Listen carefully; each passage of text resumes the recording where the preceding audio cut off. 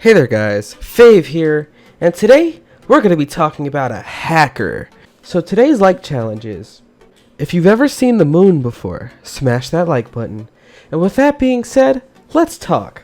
So, now this word gets misused a lot on Roblox because people use the word hack when they mean comp or exploit, where comp is like when you compromise someone's account and take it through some means, not necessarily hacking.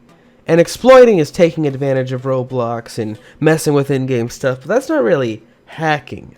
You see, honestly, you could use both of these definitions as a definition for hacking, but if we want to get really literal here, hacking is the gaining of unauthorized access to data in a system or computer. So, finding loopholes in Roblox's system to create things you shouldn't be creating, I think that's hacking. So today, we're going to talk about a guy named Nakiya. August 18th, 2008, a user named Nakiya joins Roblox. Now, Nakiya would fly under the radar throughout the years, but in 2008 and 2009, he was quite the talk of the town because he forever changed the landscape of Roblox with some of the crazy stuff he did, right? So, first of all, let me show you guys something really strange, right? So, every Roblox user has an ID. And that is the order in which you joined Roblox. So the 8,888th person to join Roblox will have a user ID of 8888. Now if you go to their inventory, you'll see a bunch of Tetris items and a blue steel egg. This will work for any ID that is under 10,000, and I really mean it. You see this dude wearing it? You see this dude has all the same items? And they all have it. Now I've discussed the last egg before popping up randomly into people's inventories, but I haven't specifically stated why these 4 items are in the first 10,000 users inventory. Well, that is because of Nakiya. Okay, so let's take a look at a quote he said. "You want to see hack? What do you call making 4,000 accounts?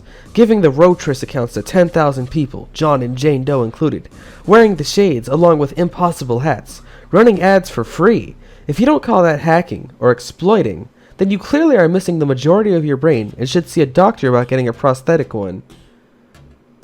And so basically he's roasting whoever's talking to him by saying he really is a real hacker, okay? Because he's done all this crazy stuff. So yes, he had 4,000 accounts.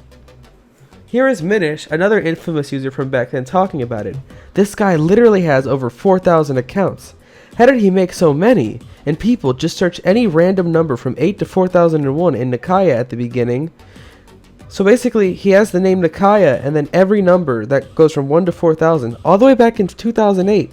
So everyone thinks he bought it or he hacked or he made all the accounts himself. There's a lot of theories, but Nakiya4 says he used a bot, lulz. This guy immediately is like, all your accounts should get banned forever. Well, okay, Super Mario 444, you might want to say some rude things to Mr. Nakiya4 here, but I don't think he's hurting anyone by having 4,000 accounts back in 2008. I think the most fascinating part is, every time you log in, you get 10 tickets. So if you have 4,000 accounts, that's 40,000 ticks a day. And that's like 4,000 Robux a day back then. And if you do that for a year, well, let's do the math. That's 1.4 million Robux a year in 2008. Now, I don't know about you, but I'd like 1.4 million Robux. But, you know, the weirdness doesn't end there, okay? So, Telemon, aka Shedletsky, the most famous admin of all time, who I also met in a game last week, you can go on my second channel, Fave 2, to see that, actually had a message conversation with Telemon. Now, the way we found this out is because I know a person who guessed the password to a lot of Nakiya's old accounts.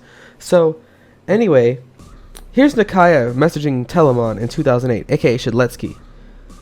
"If you had just messaged me like I had asked nicely, you wouldn't even be going through this trouble. I will spam bomb you because you didn't reply to any of my private messages. I warned you of a vulnerability, and what do? You banned forever me.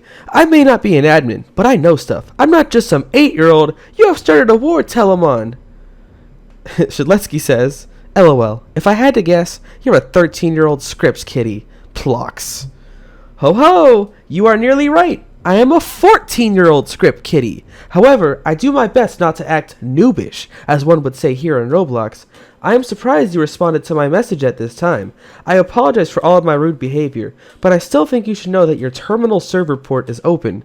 That's some hacker terminology if I say so myself. But Nakiya did all sorts of weird things to hack on Roblox, okay? So let's take a look here at this skull button from October 15th, 2008. So first of all, to explain the skull button, I have to show you guys a really old Roblox item, the Riddling skull. Costing 1,499 Robux now, this was an item that people got for free by playing an old Halloween event in 2008. But also, you could have gotten it from the hacker Nakiya if you touched this skull button.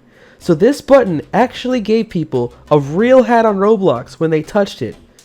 The description: this button gives you the Riddling skull. No, I will not tell you how I did this, nor will I allow anyone to have this. Note, admins, just tell me to and I'll take it down, never use it again, and tell you how I figured it out. So really, he just wanted the attention of the admins for all this hacking, which makes sense. Everyone wants to be recognized for their skill, their ability to find stuff that's hard to find. That makes sense, right? So anyway, we could find more people talking about it, right? So here's someone making a thread on December 1st, 2008 saying, "So, what's up in Roblox? Really boring this time of day." General Cheese says, "I just got back from playing with my dog, so I don't know much, but I heard some guy made a working hat giver." It was me! Ruffle! Yay for my hats! Nakiya 4. Interesting. And back to talking about the Tetris hats and the blue steel egg, he gave them all to people, the first 10,000 users. Right. So anyway, I dug way deeper than I really needed to really verify this claim. Now, he didn't just give 10,000 people these 4 unlimited items. In fact, this is and he was the 11,557th person to join Roblox, and he owns all 4 of the items. This is Arky, the 11,566th person to join Roblox, and he does not own the items. Approximately 11,570 users were given the 4 limited items. Now let's add up how much it would cost to buy all 4 of these items. So you got 509 plus 1,000 plus 600 plus 575. 509, 1,000, 575 plus 600. So that's 2,684 free Robux for every user, right? But of course, it only gets crazier. So let's multiply that by the approximately 11,570 people who received these items. And, oh my god, that is 31 million Robux that Nakiya hacked in for the first 11,570 users of Roblox. Now, I don't know about you, but spawning in 31 million Robux worth of items is no light feat whatsoever. Being able to do that takes a hacker of great proportions, and to do this in 2008 is just insane. So, was this man crazy? Yes, he was. Nakiya is a legend. 31 million Robux. Anyway, so this shirt right here looks like a regular old test shirt, but in fact, it used to give you a pair of clockwork shades when you wear it. Now you can see a really old comment on it, and it was really interesting. He was able to update it and take the shades out because the admins got mad at him, but this is made around the same time all the other glitch shirts were being made. So yes, this definitely happened. Free clockwork shades worth over 300,000 Robux in this shirt for free. Just another weird thing that Mr. Nakiya 3 did. And every Nakiya with a number after it within 4,000 was his account, just remember. I mean, I kind of look cute wearing it. It kind of matches my outfit, so I'm vibing with it. Oh yeah, my shoulder pet. I forgot to mention him. So this has nothing to do with Nakiya, but I have my own item in the catalog now, the Fave shoulder pal. So shout out to fellow YouTuber Golden Owl for posting this for me, and I'm going to do a full video about how I got this up on the catalog. I'll leave a link in the description if you want to buy it, and yeah, I think it's pretty cool that I have my own item on the catalog, if I say so myself. Anyway, I think most interestingly enough is how people get banned forever. So this is Nakiya 3, and this is his note. Account deleted. Our content monitors have determined that your behavior at Roblox has been in violation of our terms of service. Reviewed. My 2-year anniversary of joining Roblox. Moderator note was deleted on March 20th, 2009. So clearly, they had him banned forever at one point. He got unbanned, and then the mods were like, wait a minute, you should be banned. So, kind of weird, but interesting ban note, okay? And then, finally, we have this here called Behold the Box. This strange green t-shirt from June 2009 looks very innocent, but in fact, there's a lot more to this t-shirt than meets the eye. So there was a trick in 2009 known as the update API trick, where basically, normally if you make a t-shirt, you can't change it. Whatever image you upload, it will be the image forever. But basically, he could update his t-shirt to inject it with custom code and make you have cool stuff. So he put a script inside of this t-shirt that would load in a tool into any game he want, which would allow him to destroy blocks in games, unanchor them, mess with the collision, and just do weird things to blocks on Roblox simply by clicking on them. So by wearing this t-shirt, you would have the power to mess up any game you want on Roblox because there was a script in it that gave you a tool. Anyway, the tool that this t-shirt gave you is this thing known as THS by Imagineer. Strangely enough, I can take this model now to this day. So, in the past, Roblox was much easier to take advantage of and hack and exploit, as very clearly shown here in this video. Now, I would leave it off here, but what happens in Nakiya, right? Well, once again, a user known as Coop managed to guess the password to all of his accounts, which is how I was able to find out a lot of this classified info like message conversations and band notes.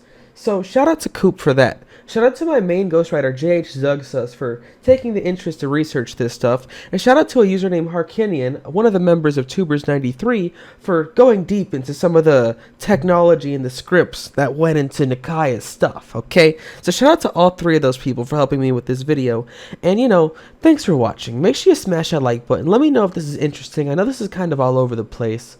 Make sure you subscribe and hit the bell to Fave and Fave too. Follow me on Twitter, Roblox Fave, join my fan club, and yeah. It's your boy Fave, and I am out.